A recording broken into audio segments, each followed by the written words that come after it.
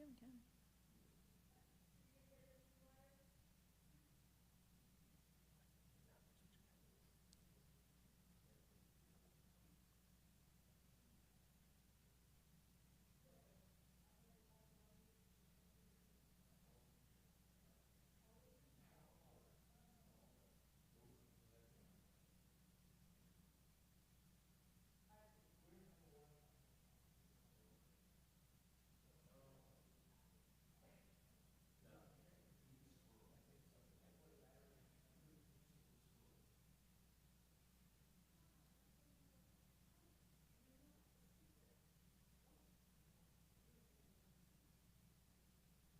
But no, but not right now.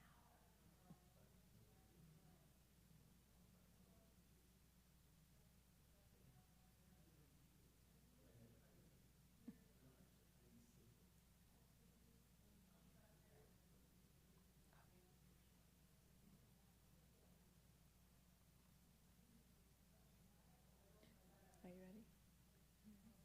You ready? Yeah.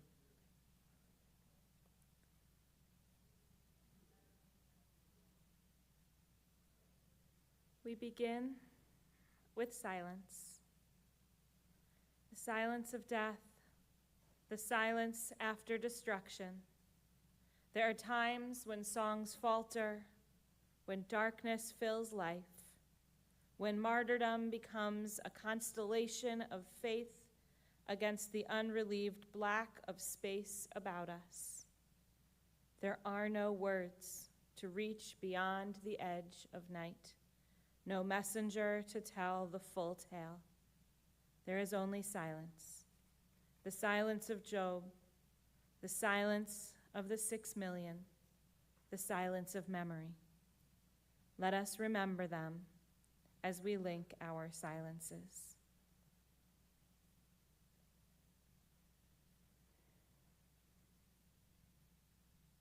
In a moment, we will kindle 6 candles in memory of the 6 million Jews murdered by the Nazis and their collaborators. Tonight, what you'll see behind me, what I'll go light in a moment, is 6 candles on 6 different candlesticks, showing the ways that people often left quickly with what they had, haphazardly, making a new life out of what they could find.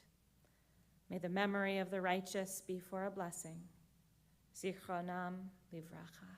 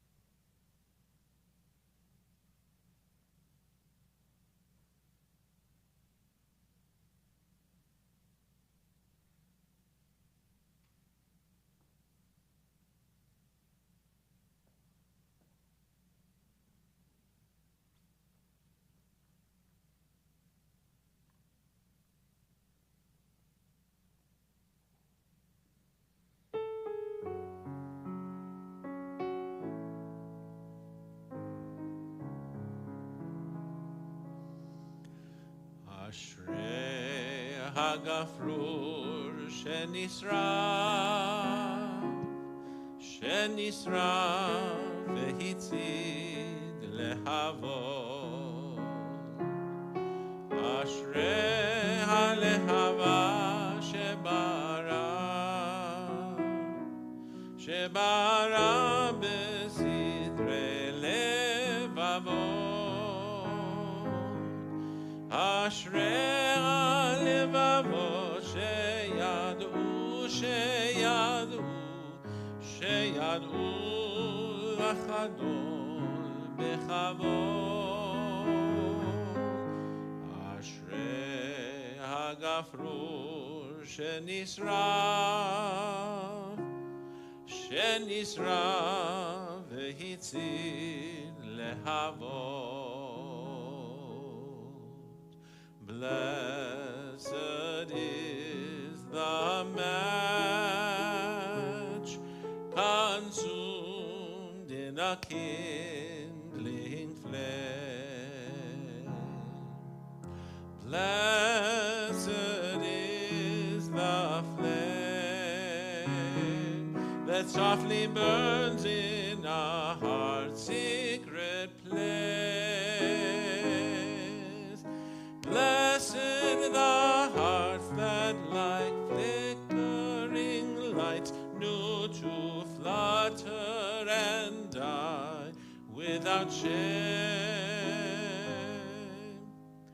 Blessed is the match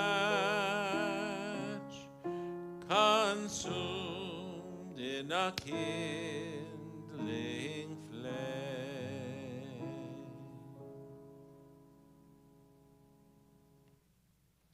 If you do want to follow along, I'm in Mishkan Tefillah, our Siddur, on page 524. You who live secure in your warm houses, who return at evening to find hot food and friendly faces, consider whether this is a man who labors in the mud, who knows no peace, who fights for a crust of bread, who dies at a yes or a no. Consider whether this is a woman without hair or name, with no more strength to remember, eyes empty and womb cold as a frog in winter. Consider that this has been. I commend these words to you. Engrave them on your hearts when you are in your house, when you walk on your way, when you go to bed, when you rise. Repeat them to your children, or may your house crumble, disease render you powerless, your offspring avert their faces from you. In the presence of eyes which witnessed the slaughter, which saw the oppression the heart could not bear, and as witness, the heart that once taught compassion until the days came to pass that crushed human feeling, I have taken an oath to remember it all. To remember, not once to forget. Forget not one thing to the last generation, when degradation shall cease to the last, to its ending, when the rod of instruction shall have come to conclusion. An oath not in vain passed over the night of terror. An oath, no morning shall see me at flesh pots again. An oath, lest from this we learned nothing. As we continue together with Eli, Eli, which the words should be on the screen.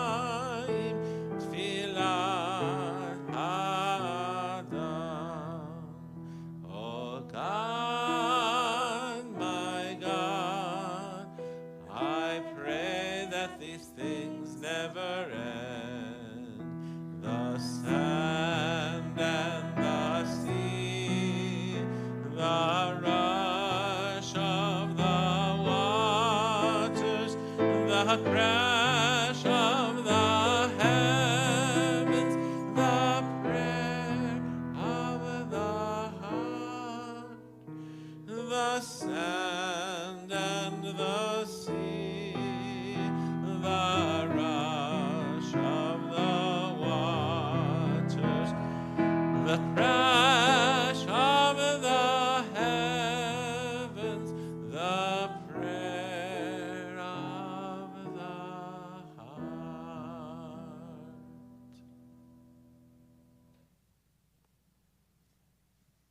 Two poems written by Frant Abbas, a 14-year-old in Terezin. A little garden, fragrant and full of roses. The path is narrow, and a little boy walks along it. A little boy, a sweet boy, like that growing blossom. When the blossom comes to bloom, the little boy will be no more. I am a Jew and will be a Jew forever. Even if I should die from hunger, never will I submit. I will always fight for my people on my honor. I will never be ashamed of them.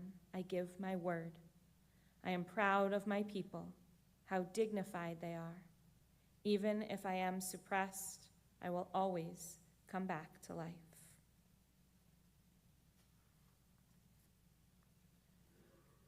Viktor Frankl wrote, one evening, when we were already resting on the floor of our hut, dead tired, soup bowls in hand, a fellow prisoner rushed in and asked us to run out to the assembly grounds and see the wonderful sunset. Standing outside, we saw sinister clouds in the west and the whole sky alive with clouds of ever-changing shapes and colors, from steel blue to blood red. The desolate gray mud huts provided a sharp contrast, while the puddles on the muddy ground reflected the glowing sky. Then, after minutes of moving silence, one prisoner said to another, how beautiful the world could be.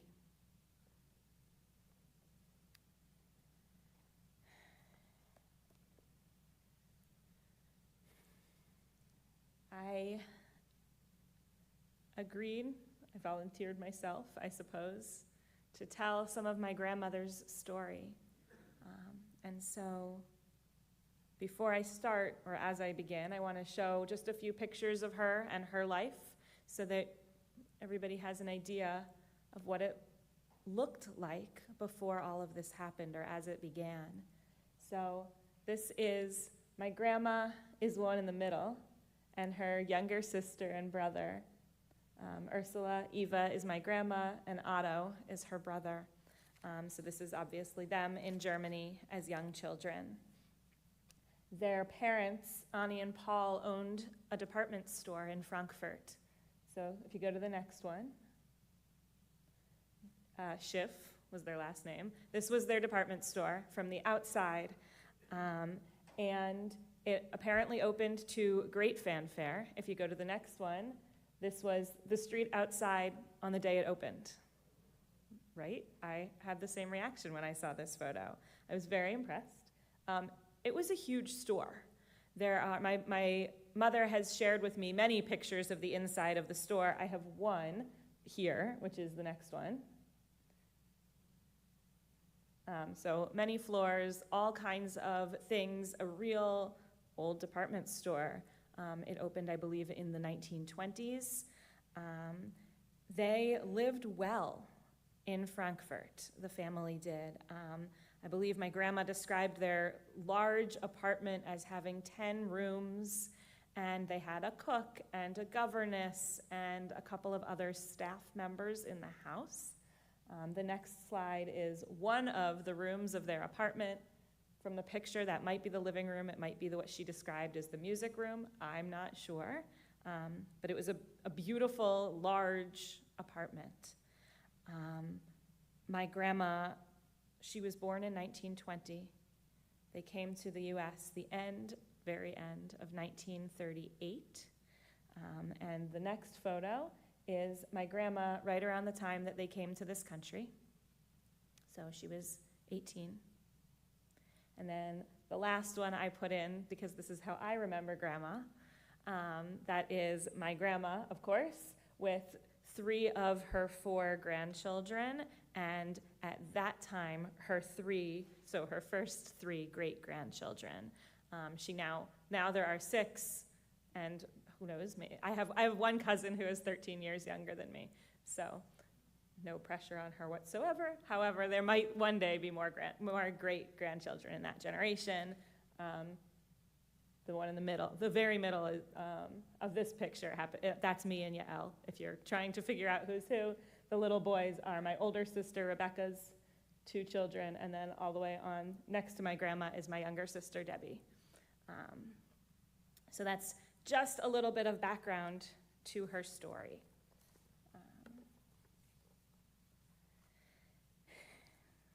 So my grandma started writing in the 1980s in lots of different, started and stopped many times over the course of the rest of her life after that.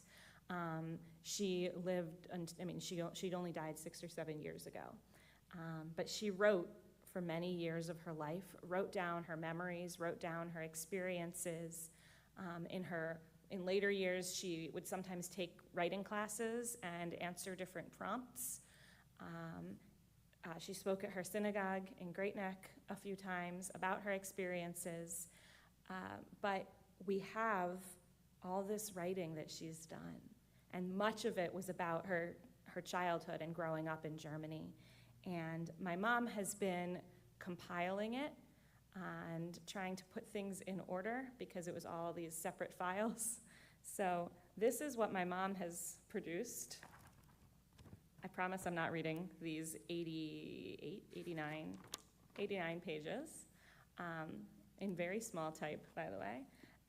But I've read through the whole thing, and it's remarkable. And it's the story of mostly her younger years, but it goes all the way forward. She actually has one short essay where she talks about coming to visit me when I was in rabbinical school in Jerusalem. So it goes all the way through. But what I have for this evening is I pulled a few of her pieces about starting with when Hitler came to power. So I want to tell her story, but really this is her words. I'm just the mouthpiece. When Hitler came to power in 1933, life for all Jews changed rapidly and almost immediately. The boycott of Jewish stores began, and the Nazis stood with signs in front of store windows to prevent customers from entering. The prospective customers were frightened and afraid that they could lose their livelihood if they entered the store. With this methodical campaign, many clients stayed away. The tension grew very fast.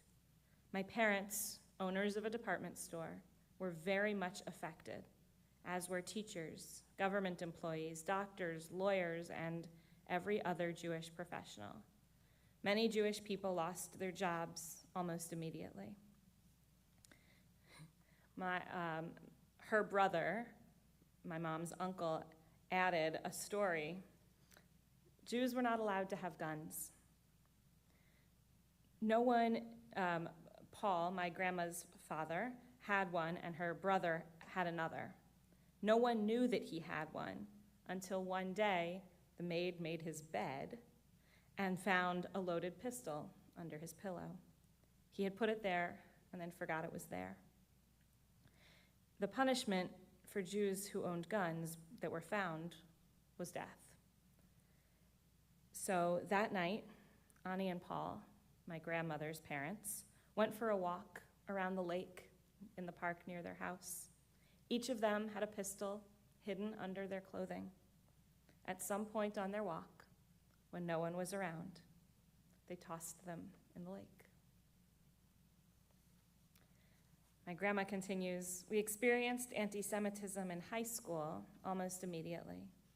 Teachers called us names and tried to embarrass us constantly in front of the class, and many students took part in the harassment. Former friends dissociated themselves from us, and we were ostracized. People I had been friends with now walked on the other side of the street when they saw me, and that really hurt. At least there were a few girls in my class, a few Jewish girls in my class. In the school Otto, her younger brother, attended. He was the only Jewish student, and he had to fend for himself. He did so with vigor. The result was that he came home with many a bloody nose or knee. Our schools became intolerable. Our carefree childhood ended rather suddenly. Within a few months, our parents took us out of the schools in the suburban part of the city where we were well known. We were transferred to a Jewish high school in Frankfurt, which grew from an institution of 150 students into one with 2,000 students within 3 months. Jewish teachers who had lost their jobs were hired to teach there. We still lived in Höchst, but we're planning to move to Frankfurt soon. It took a few months for our parents to find an apartment. Before our move, 6 of us commuted by trolley car to Frankfurt. That was a time-consuming daily trip. We did this for about 8 months until our parents found an apartment in Frankfurt. They found a place for us to have lunch near the school. Since we were less known here, the big city offered a kind of haven for a while. Our learning in school was sporadic. We became more interested in the Zionist scout organization we joined, and we worried about our doubtful future. In the fall of 1933, we moved to Hammannstrasse in Frankfurt, and from here on, we rode our bikes to school daily. Anti-Semitism was felt more each day. We weren't consciously aware of it in the beginning, but we were being removed from the society around us, day by day, step by step, very systematically.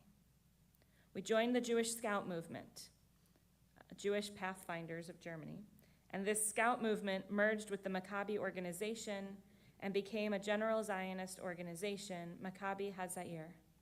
We are grouped by age, and each group had a leader.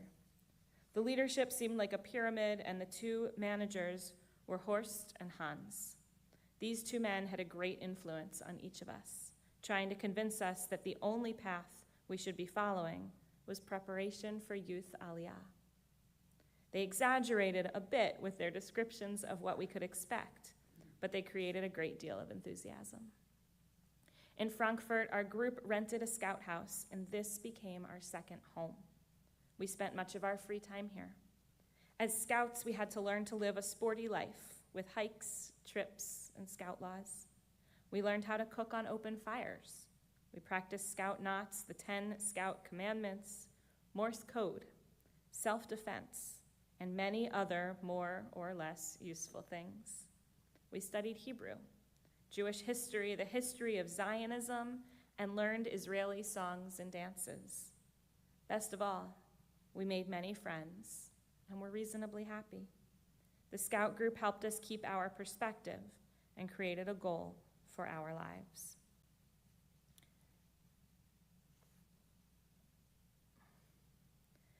Almost all the non-Jewish children had joined the Nazi youth groups, where they were totally brainwashed.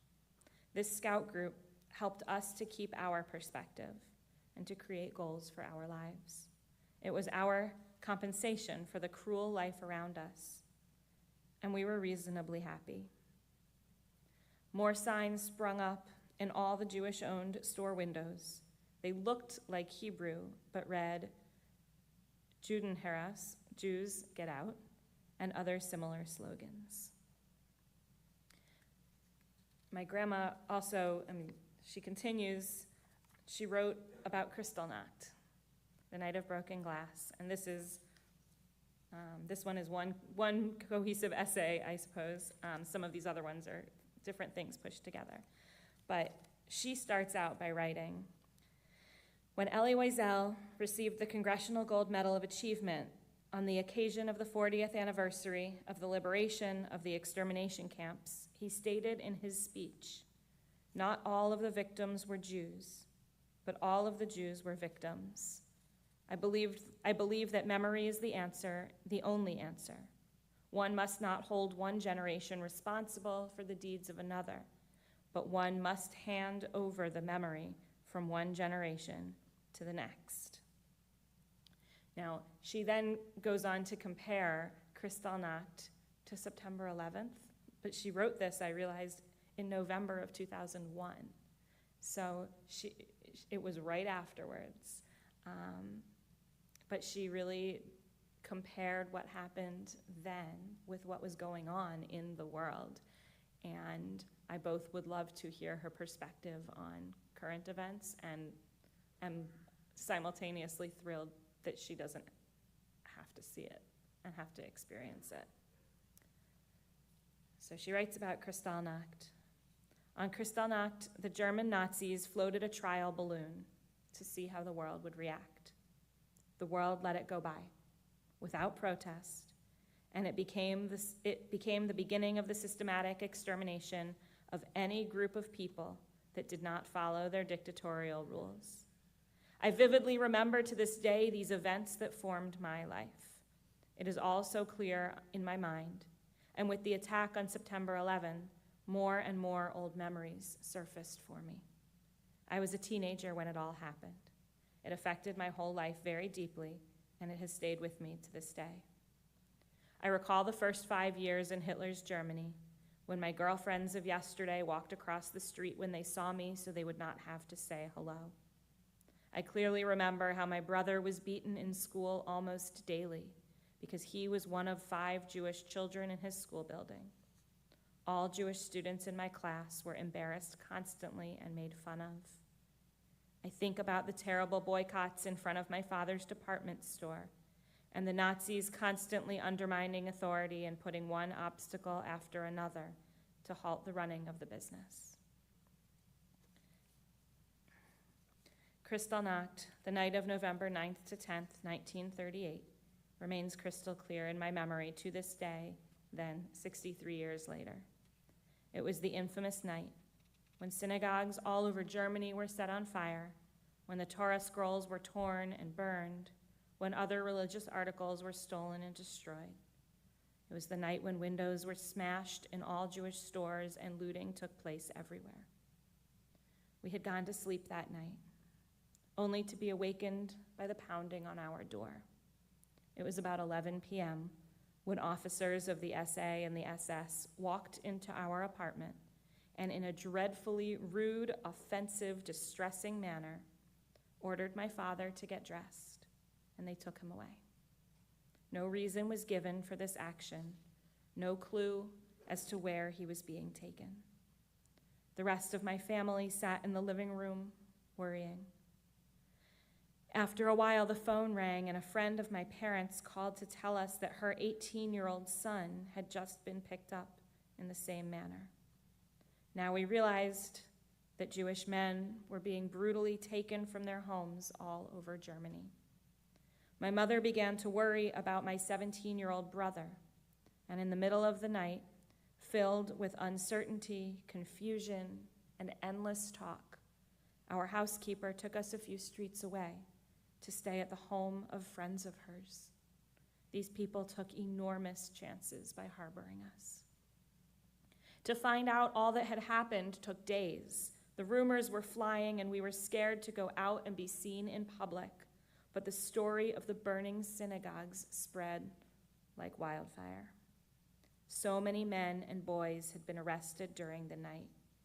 We found out that the synagogue in the suburban town where we had grown up was burned to the ground, and the cantor, who had come out to save the Torah scrolls, was shot and killed in front of the synagogue. He was an elderly man. We were all numb with shock, but my dear mother, a very strong and courageous lady, marched early in the morning on November 10th to the collection point in Frankfurt, where all of the men were held and had stood on their feet for hours and hours. My mother had in her hand our American immigration visa.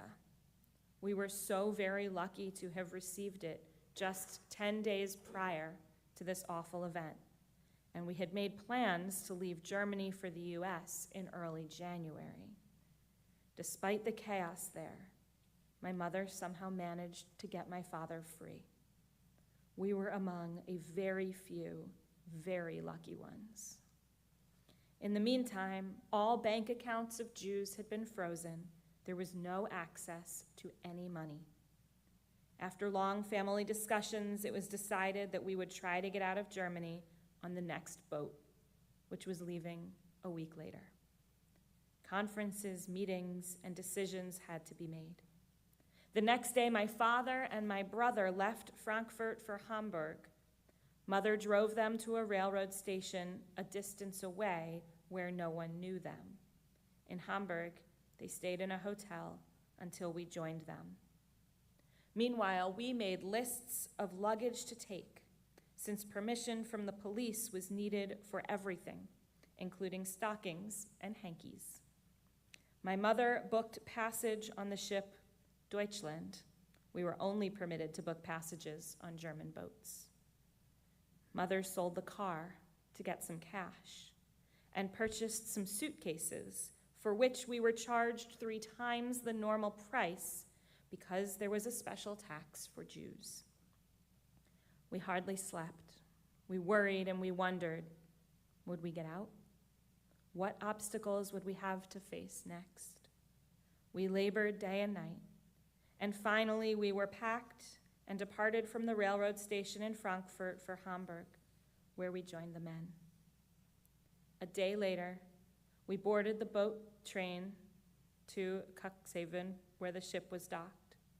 Imprinted in my memory is the inspector on the train questioning us about money and jewelry. He pointed out to us that we were permitted to take 10 mark per person out of Germany. The value at the time was about $2.50. Before boarding the ship, we all had to undergo a physical check. They made us undress completely. They also read every scrap of paper we had in our possession. This was the most demeaning and degrading experience for a teenager, especially since in the last minute I had taken farewell letters from my friends. The inspection took so long that we almost missed our boat. Many refugees were on the ship, and the gloom of the passengers is hard to forget even to this day. Rumors kept flying that since we were technically on German soil, the Germans would not let us leave the ship in New York, but would return us to Germany as prisoners. The very stormy ocean truly represented the frame of mind of the passengers. On Friday, the day after Thanksgiving, the storm on the ocean intensified, and we arrived in New York in a heavy snowstorm. We greeted the Statue of Liberty with awe and with tears. It was bitter cold, and there was no sun, but to us, it did not matter. We were together as a family, and when we left the ship after immigration procedures were completed, we were free and happy and ready to begin a brand new life. My grandma and her family were lucky. They got out. They lost a lot in the process. They gained other things in the process, certainly.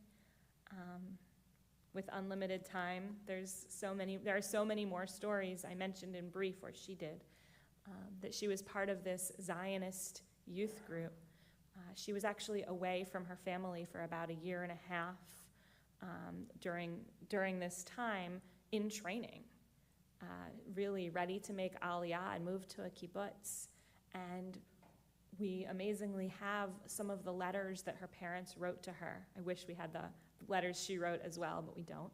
But we have some of the letters her parents wrote to her where they were really struggling with the fact that they didn't think that they, the parents, were going to be able to adjust to life in the land of Israel, that it was going to be too hard for them, that they were not meant to be farmers, that they weren't cut out for kibbutz life, and that they thought, her parents thought that America was going to be the best option for the whole family, but that they were very determined for this family to stay together and not for some of them to go to America while others went to the land of Israel.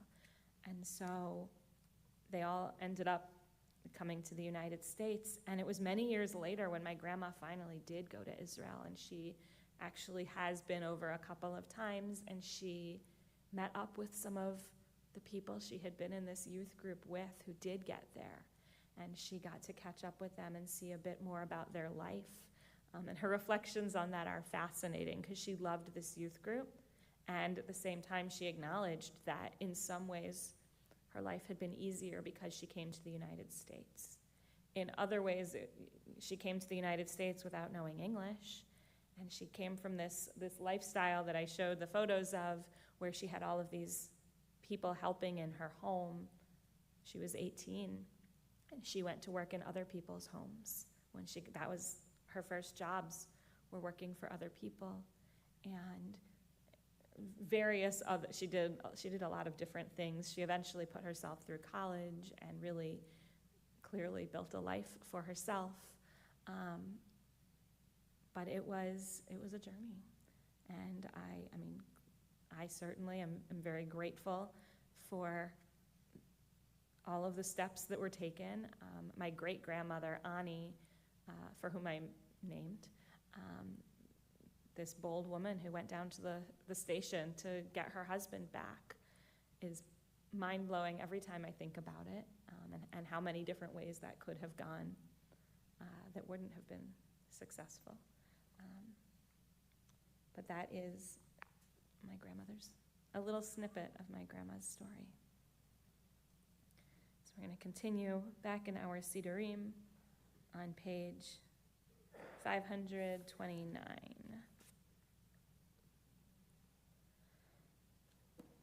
I believe in the sun, even when it is not shining.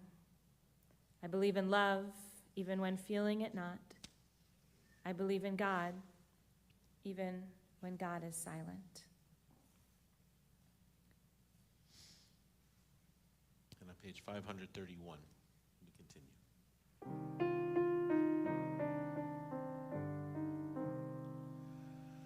Ani ma'amin, ani ma'amin, ani ma'amin,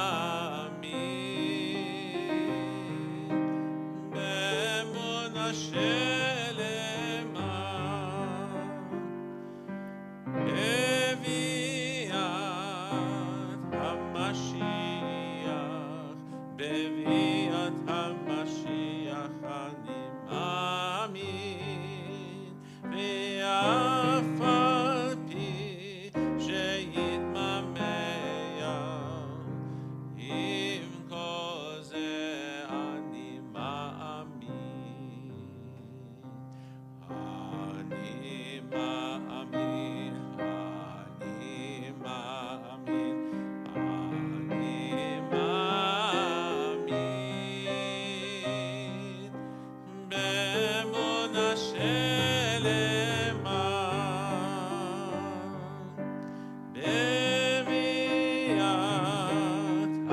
המשיח, בביאת המשיח אני מאמין, ואף על פי שיתממח,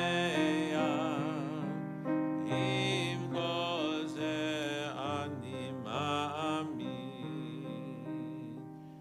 אני מאמין, אני מאמין.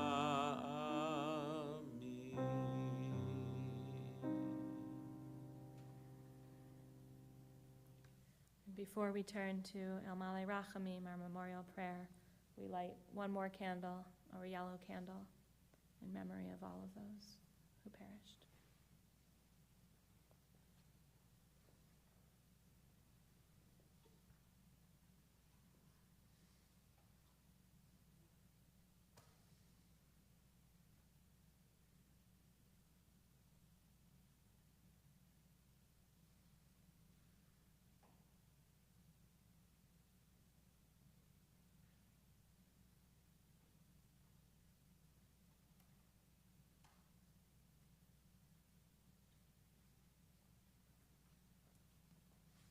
For El Malei Rachamim on page 530, I invite you to please rise.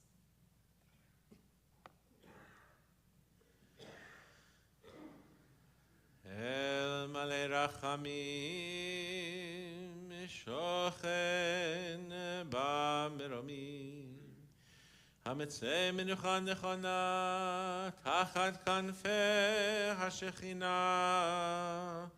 במעלות קדושים וטהורים, כזוהר הרקיע מזהירים. את נשמות 6,000,000 אחינו ואחיותינו, שנהרגו על קידוש השם בגן עדן מנוחתם. אנא בר הרחמים, הסתירם בסתר כנפיך לעולמים, וצרור בצרור החיים בנשמותיהם, אדוני הוא נחלתם, וינוחו בשלום על משכבותיהם. ונאמר Amen. Fully compassionate God on high, to our 6,000,000 brothers and sisters murdered because they were Jews, grant clear and certain rest with you in the lofty heights of the sacred and pure, whose brightness shines like the very glow of heaven. Source of mercy, forever enfold them in the embrace of your wings, secure their souls in eternity. Adonai, they are yours. They will rest in peace. Amen. As we turn the page to 532, and we join together in their memory for Mourner's Kaddish. Yitgadal v'yitkadash shemei Rabbah, Be'alma divara chirute v'yamlich malchute, b'chayachon uv'yomechon uv'chaye dechol beit Yisrael, ba'agala uv'izman kariv imru. Amen. Amen. Yehei shemei Rabbah mevarach le'olam u'lamei almaya. Yitbarach v'yishtabach v'yitpa'ar v'yitromam v'yitnaseh, v'yithadar v'yit'aleh v'yithalal, Shemei Dekudsha Brichu, La'ela min kol birchata v'shirata, tushbachata v'nechamata, da'amiran be'alma v'imru. Amen. Amen.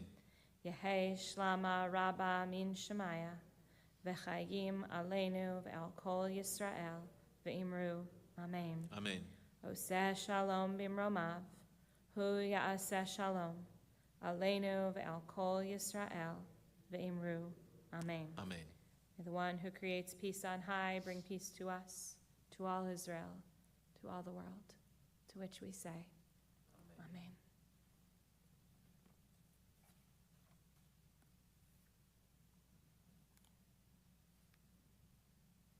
We conclude in silence as we begin.